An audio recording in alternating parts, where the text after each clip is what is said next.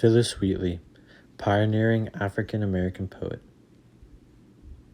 Phillis Wheatley was born on May 8, 1753, in Senegal, Gambia, South Africa. She was kidnapped and put into slavery by the age of 7 or 8 years old. John Wheatley took her into the family in Boston, Massachusetts.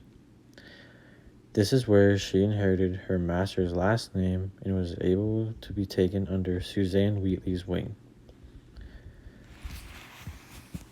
She was educated by the Wheatley family, who taught her English, Latin, and Greek, in which she mastered.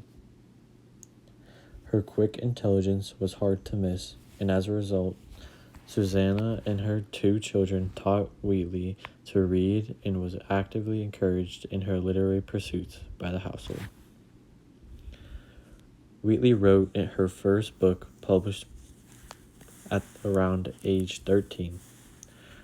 The work, a story about 2 men who nearly drowned at sea, was printed in Newport Mercury, which was a newspaper.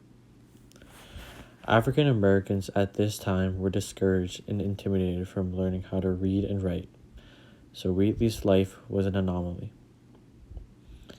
Phillis was most famous for her first and only book of poems, which she wrote in 1773, and it was called Poems on Various Subjects, Religious and Moral. With publishing this book, it was a great achievement and landmark in history. Phillis was the first enslaved African American and 3rd American woman to publish a book.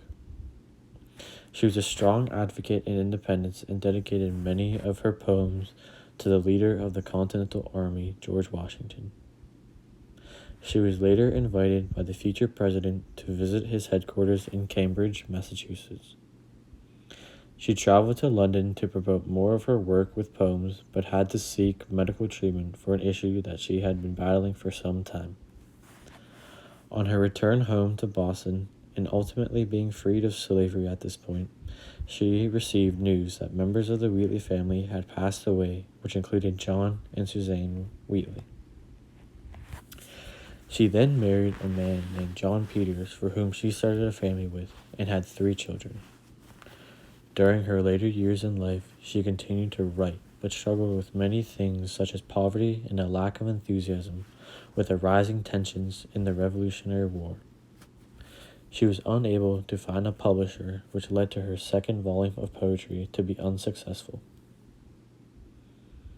She died on December 5, 1784, in Boston, Massachusetts, while making many achievements in life, such as becoming one of the first women to write and publish a book, also being the first African American to do so.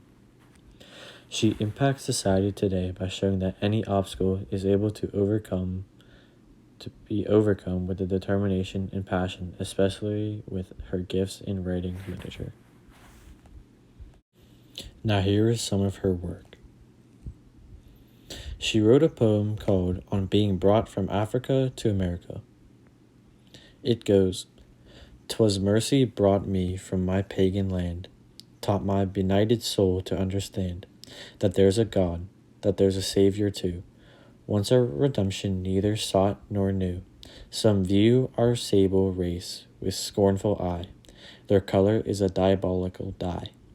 Remember, Christians, Negroes, black as Cain, may be refined and join the angelic train." He also wrote a poem called A Hymn to the Evening.